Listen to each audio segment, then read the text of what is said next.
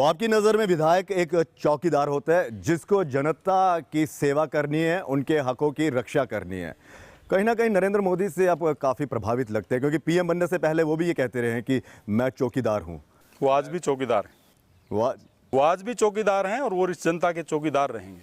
और आप, क्योंकि वो सच्चे मायने में एक देशभक्त आदमी है और ये देश की जो जनता है, इन्होंने एक आदमी ढूंढ करके चुना है। मैं इस बात के लिए इस जनता का सम्मान करता हूं कि एक अच्छे आदमी को इस देश की बागडोर दी। और अगर आप विधायक बनते हैं तो क्या यकीन किया जाए, क्योंकि नेता लोग वादे करते हैं, मंत्री बन जाते हैं, भूल जाते हैं, आप चौकीदार रहेंगे कि नहीं रहेंगे? मैं चौकीदार रहूंगा क्योंकि मैं नेता बनने की इच्छा नहीं रखता हूं। मैं समाज सेवक हूं, मैं सेवक बनने की इच्छा रखता हूं, चौकीदार बनने की इच्छा रखता हूं। और जनता का जो मान सम्मान है और जो ये मेरे को अधिकार देंगे, उनके अधिकारों की पूर्णतः रक्षा करेंगे। चलिए, हकों का ये तो वक्त बताएगा, जब आप विधायक बनेंगे तो कितना आप अपने वादों पर खरा उतरेंगे। जी, आज की राजनीति जो है ना वो भ्रष्ट है। हमें लग रहा है, पता नहीं क्यों, कि आप जैसे आदमियों को मतलब जो है ना इसके नज़दीक ही नहीं लगने देना चाहती राजनीति। जी, अगर ऐसा कोई करिश्मा हो जाता है तो हमारा क्या फर्ज बनता है? हम जैसे आप जैसे नेता को मतलब जो चुन के विधायक बनाना चाहते हैं, अगर सरकार आपको मौका नहीं देती तो हम क्या करें? इनका ये कहना है कि अगर आपकी सरकार बनती है, क्योंकि राजनीति में हमेशा वो कामयाब होता है जो तिगड़मबाज है, और आप वैसे नहीं, आप बहुत ईमानदार हैं। तो अगर आप जीतते भी हैं तो क्या गारंटी है कि आप उन सब चीज़ों को पूरा कर पाएंगे, क्योंकि लेग पुलिंग बहुत है इस खेल में? नहीं, इनका जो प्रश्न था, वो जो आप प्रश्न पूछ रहे हो उससे भिन्न है। वो प्रश्न नहीं है जो इन्होंने पूछा है। इन्होंने प्रश्न ये पूछा है, मैं बताता हूँ। इन्होंने प्रश्न ये पूछा है कि आप जैसे लोगों को, ये भ्रष्ट लोग, ये राजनीति वाले लोग आपको राजनीति में नहीं आने देंगे। इनका कहने का भाव ये था। लेकिन मैं एक आश्वासन के साथ कहना चाहता हूँ। मेरा आश्वासन है, मैं भारतीय जनता पार्टी की विचारधारा से जुड़ा हुआ हूँ और भारतीय जनता पार्टी के पास, पार्टी में मेरी श्रद्धा है। और भारतीय जनता पार्टी पिछले लोकसभा के अंदर उन्होंने अच्छे अच्छे लोगों को चुन करके अपनी टिकट दी थी और उन लोगों ने, जनता ने पूरा साथ दे के उनको बनाया है। मेरी पूर्ण विश्वास है मेरे को कि भारतीय जनता पार्टी इस बात को पहचानेगी, लोगों की जो इच्छाएं हैं उनका मान सम्मान करेगी, इन लोगों से पूछेगी कि तुम्हें कौन चाहिए। और इसी विश्वास के साथ शायद ये नौबत नहीं आए जो भाई साहब ने कही है कि हम फिर क्या करेंगे, वो नौबत मेरे हिसाब से नहीं आएगी। क्योंकि जनता आज हिंदुस्तान के अंदर ये लोकतंत्र है। मैं कहना तो नहीं चाहता लेकिन कह देता हूं, आज जनता चाहे जिस आदमी के लिए, जिस पार्टी से चाहे उसे टिकट दिलवा सकती है, क्योंकि वोट इन्होंने देना है, वोट पार्टी ने नहीं देना है। ये लोग अपना नुमाइंदा खड़ा करके पार्टी को दे सकते हैं। तो क्या यहाँ की जनता पूरा इनका सपोर्ट करेगी इनके टिकट लेने के लिए? चलिए, इनके सवाल का तो जवाब मिल गया, लेकिन सवाल वाकई यही है जी, कि अगर by chance Bharatiya Janata party आपको टिकट नहीं देता है तो आप उम्मीदवार को देख के वोट दिलाएंगे या पार्टी को देख के वोट दिलाएंगे? अगर भारतीय जनता पार्टी मेरे को टिकट नहीं देती है, सबसे पहली बात तो मैं आज भी एक सरकार में कार्यरत अधिकारी हूं। मेरा उद्देश्य समाज सेवा करना है। मैं समाज सेवा करूंगा और समाज सेवा करता रहूंगा। वोट किसको दिलाएंगे आप? वोट मैं भारतीय जनता पार्टी से जुड़ा हुआ हूं और मैं खुद भारतीय जनता पार्टी से प्रार्थना करूंगा कि अच्छा कैंडिडेट दें। और जनता उसको पसंद ना करे तो? जनता पसंद नहीं करे तो जनता की मर्जी है, उसको वोट दो या मत दो। आप उस टाइम में चुप बैठ जाएंगे या वोट मांगेंगे पार्टी के लिए? नहीं, पार्टी के लिए नहीं, पार्टी के लिए वोट मैं नहीं मांग सकता, क्योंकि मैं एक सरकारी अधिकारी हूं। मैं पार्टी के लिए वोट तभी मांग पाऊंगा जब मैं सरकार से रिजाइन दे दूंगा, तो वो स्थिति मेरे साथ पैदा होने वाली नहीं है।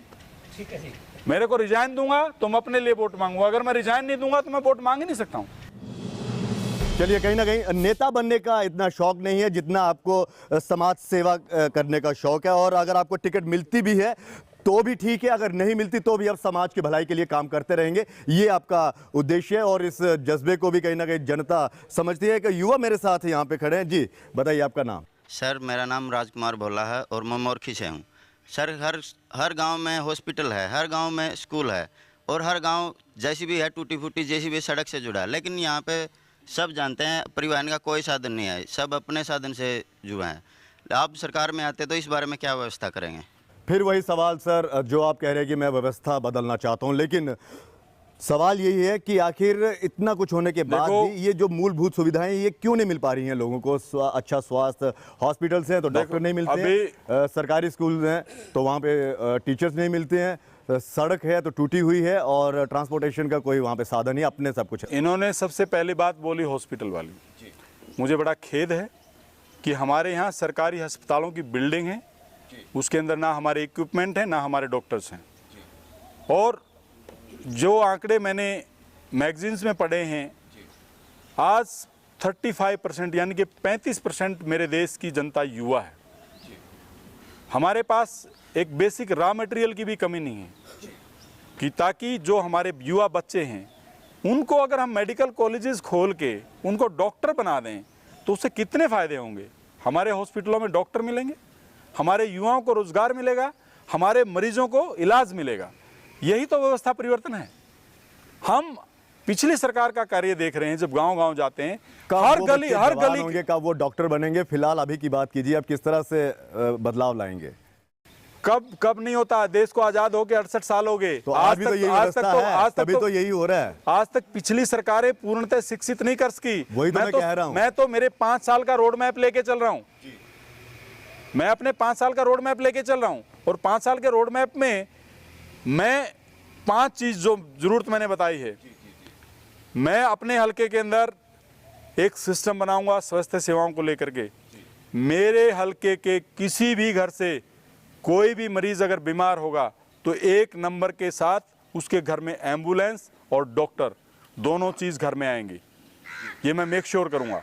और एक एम्बुलेंस अगर मेरे 3 गांव को कवर करती है तो 3 गांव से घूमती हुई मरीजों को ले जाकर के हमारे एक हॉस्पिटल में लेके जाएगी। यानी कि डोर टू डोर आप इलाज पहुंचाएंगे? बिल्कुल पहुंचाएंगे। चलिए, ये भी एक शायद युवा नेता की एक अच्छी सोच यही होती है कि वो किस तरह से परिवर्तन लाना चाहता है, किस तरह से वो उन हालातों को समझता है, क्योंकि 67 साल हो गए हैं हमारे देश को आज़ाद हुए और आज तक हम मूलभूत सुविधाओं से कहीं ना कहीं वंचित रह रहे हैं। जी, कोई सवाल पूछना चाहते हैं? मैं as a senior system engineer Infosys limited Chandigarh में कार्य करता हूं। तो मेरा राजवीर जी से एक क्वेश्चन है। तो राजवीर जी, जैसे आपको पता है कि हरियाणा के अंदर जो भ्रष्टाचार है और बेरोजगारी वो चरम पर है, तो आप भी जानते हैं कि जैसे अगर हम बात करें HSSC की, जो हरियाणा स्टाफ सिलेक्शन कमीशन है, इसके अंदर जो सिस्टम है वो है कि 50% तो होते हैं हमारे एकेडमिक रिकॉर्ड्स और 25% होता है इंटरव्यू। तो आपको पता है कि इंटरव्यू के अंदर टोटली करप्ट सिस्टम बना हुआ है कि जिसके मैं कहना ये चाहता हूँ कि आप कैसे उसको चेंज करेंगे? आप कैसे, मतलब आपका जो घोषणा पत्र है जो बीजेपी अभी लाने वाली है, क्या उसके अंदर ये बातें होंगी कि इंटरव्यू सिस्टम को ख़त्म करके एक फेयर सिलेक्शन आप हरियाणा में करवा सकें? बहुत उम्मीदें हैं सर आपसे, और ये कहना चाहते हैं कि जो भ्रष्टाचार सिलेक्शन में होता है और जो इंटरव्यूज में होता है उसको किस तरह से आप खत्म करेंगे सर? ऐसा है, मैं इस चीज़ का खुद भुक्तभोगी हूँ। मैंने इसका मतलब आप बेहतर समझेंगे ना। मैं इस चीज़ को बहुत अच्छे से जानता हूँ, कितना नंबर इंटरव्यू में मिलता है, कितना नंबर मार्क्स में मिलता है। मैं इस चैनल के माध्यम से बताना चाहता हूँ जो हरियाणा की व्यवस्था है। मैं एक अकेला एक्स सर्विसमैन था, एक अकेली पोस्ट थी एक्स सर्विसमैन की, वो पोस्ट मेरे को नहीं दी गई। मैं हाई कोर्ट तक जाके आया, वो पोस्ट मेरे को नहीं दी गई। इन्हीं सभी मुद्दों से दुखी होके मैं अधिकार की लड़ाई लड़ रहा हूँ। मतलब कहीं ना कहीं मैंने ये सारी चीजें मालूम है कि किस तरह से, मेरे को बिल्कुल मालूम है, मेरे को बिल्कुल भ्रष्टाचार, सरेआम भ्रष्टाचार होता है। आपको बोल दिया जाता है, स्टाफ सिलेक्शन कमीशन का चेयरमैन बोल देता है कि आप जहां जाना चाहते हो जाइए, ये मुख्यमंत्री का कैंडिडेट ये सिलेक्ट होगा। तो यही हम इस व्यवस्था के अंदर परिवर्तन लेकर के आएंगे। हम सिर्फ योग्य उम्मीदवारों को उनकी योग्यता के हिसाब से और इंटरव्यू के जो मार्क्स हैं वो सिर्फ लिमिटेड रखे जाएंगे। आज क्या हो रहा है कि इंटरव्यू के मार्क्स के बेस पे आपके रिटर्न में अगर ज्यादा मार्क्स भी आए तो भी आप फेल हो जाते हो। उस सिस्टम को बदलेंगे। चलिए, कहीं ना कहीं अमन, आपको इस बात की एश्योरेंस मिल गई होगी कि अगर ये विधायक बनते हैं, इनकी सरकार आती है, तो इस में बदलाव किया जाएगा, क्योंकि ये खुद जानते हैं, उन्हें मालूम है कि किस तरह से भ्रष्टाचार पनपता है और उसे रोकने के लिए किस तरह से कदम उठाए जाएंगे। जी सर, आपका नाम? जी सर, प्रदीप रोहिला बोल रहा हूँ मैं। जी सर, मेरा आपसे एक सवाल है राजवीर जी। जब भी आपने बताया कि सीएम की जब पोस्ट के ऊपर बात आती है कि ये सीएम का बंदा कैंडिडेट लगेगा, तो उसी प्रकार जब आपको मौका दिया जाता है तो आपके भी बंदे लगते हैं। तो जब आपके बंदे लगेंगे तो आप उसको करप्शन के अंदर कैसे सिस्टम में जोड़ेंगे? ये चलिए, इनका सवाल ये है कि जब आपके आदमियों की सिफारिश आएगी कि ये आपका कैंडिडेट है, इसे यहाँ पे सिलेक्ट कर दीजिए, तो क्या उस पर अंकुश लग पाएगा? ये जो इन्होंने क्वेश्चन पूछा है, ये क्वेश्चन हमारे पुराने सिस्टम की मानसिकता को दर्शाता है। मैं उस सिस्टम को फॉलो अप नहीं करूंगा। मतलब किसी की सिफारिश नहीं होगी, सिर्फ काबिलियत जो होगी। आदमी योग्य होगा, जो आदमी काबिल होगा, उस आदमी का मान सम्मान किया जाएगा। और सबसे पहले ये नौबत मैं आने नहीं दूंगा। मतलब जहन में किसी की- मेरा अगर मैं विधायक बनता हूं, मैं आपको बता दूं, आपके ज्यादातर प्रश्नों के जवाब मिल जाएंगे। मैं अगर विधायक बनूंगा तो मेरा एक अपना ऑफिस होगा, उसमें एक पूरा सिस्टम होगा। उस सिस्टम के अंदर एजुकेशन एक डिपार्टमेंट बनाऊंगा, शिक्षा जिसको बोलते हैं। और मेरे पास मेरी कॉन्स्टिट्यूएंसी के इस साल कितने बच्चों ने मैट्रिक की, कितनों ने 12th की, पूरा कितनों ने रिकॉर्ड डिप्लोमा किया, कितनों ने इंजीनियरिंग की, उस साल का पूरा रिकॉर्ड रखेंगे। कितने उसके मार्क्स आए वो भी रिकॉर्ड रखेंगे। कहाँ वो एलिजिबल है, कहाँ वो। लेकिन सिफारिश वाली फाइल बंद रहेगी। वो फाइल है ही नहीं हमारे पास। रखनी हमारे नहीं पास आपने। वो फाइल है ही नहीं। अपने पास वो फाइल रखनी वो नहीं। फाइल है ही नहीं। आज आपको नहीं पता हो तो भारतीय जनता पार्टी के केंद्र के जो नेता हैं वो भी किसी का ट्रांसफर कराने के लिए फोन नहीं करते हैं। क्योंकि मैंने अपने एमपी से खुद फोन करके कहा था कि मेरे कोई जान पहचान के उनका ट्रांसफर करा दो, तो एमपी साहब ने मना कर दिया। सिस्टम बदलेगा योग्यता के अनुसार, सिस्टम के अनुसार। जो मैं अपनी बात कह रहा था, जो मेरा वो शिक्षा का डिपार्टमेंट होगा, उस डिपार्टमेंट में पूरे हल्के के आंकड़े होंगे, पूरा रिकॉर्ड होगा, कौन सा बच्चा किस लायक बन सकता है उसकी काउंसलिंग करेंगे। क्योंकि समाज को प्लम्बर भी चाहिए, कारपेंटर भी चाहिए, पेंटर भी चाहिए, टीचर भी चाहिए, आईएएस भी चाहिए, उस तरह आईएएस के भी युवा चाहिए। तैयार करेंगे सारे। हमें ये ढूंढना पड़ेगा कि कौन सा बच्चा क्या क्या बनने कर लायक सकता है। ये विधायक की कहीं जिम्मेवारी ऐसा है। नहीं है कि अक्सर माँ बाप कहते हैं कि वो आर्ट्स के लिए पढ़ने के लिए काबिल होता है, दबाव होता है ना जी, तुझे तो वहाँ पे इंजीनियर बनना है, तो चलो जी इंजीनियर अगर नॉन-मेडिकल बनना में। है तो उसके लिए काउंसलिंग सिस्टम रखिए। वही ना कि उसकी मानसिकता को वो पढ़ नहीं उसको पाते। पढ़िए कि वो बच्चा क्या बनना चाहता है। अगर एक बच्चा अच्छा क्रिकेटर बनना चाहता है तो उसको आप इंजीनियर बना के क्या करेंगे। एक अच्छा बच्चा अगर लोक दल का शिक्षित है, उसके सबसे अपर नंबर है, कभी आप ये तो नहीं बोलोगे आप ये लोक दल का- नहीं पार्टी भेदभाव तो देखो, नहीं होगा। जब आदमी विधायक बन जाता है तो वो पूरी जनता का विधायक है। वो जीत के आया, चाहे किसी ने वोट दी चाहे वोट नहीं दी। वो चलिए, विधायक है तो भेदभाव विधायक नहीं होगा, ये एक अच्छी बात है कि आपका ये कहना है कि भेदभाव नहीं होगा, काबिलियत पर ही उनको चुना जाएगा, क्योंकि काबिलियत ही मैटर करती है कि वो किस काबिल है और किस पोस्ट के लिए। ये तो एक बहुत अच्छी बात है। फिलहाल कोई जी बताइए।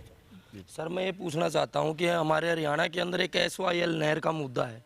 कोई भी सरकार बनती है वो ये कह देती है कि हम पानी लाएंगे बनने से पहले, और बन जाती है उस मुद्दे का कोई नहीं उठाता। सेंटर में भी चाहे उन्हीं की सरकार हो, नीचे भी उन्हीं की सरकार हो।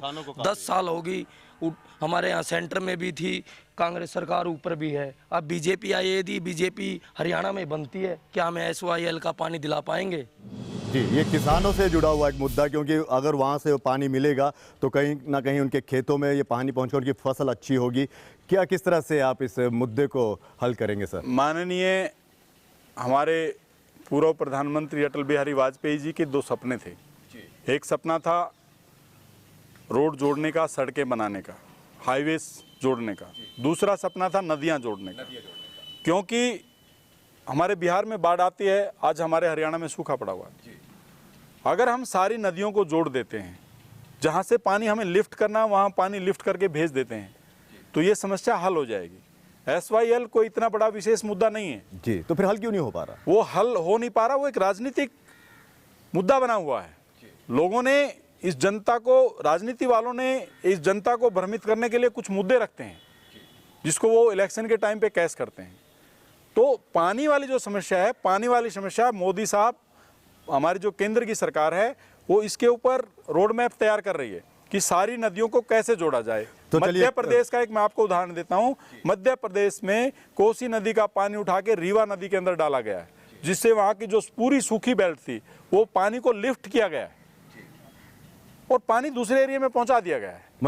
मंशा होनी चाहिए, मंशा होनी चाहिए। मनसा होनी चाहिए।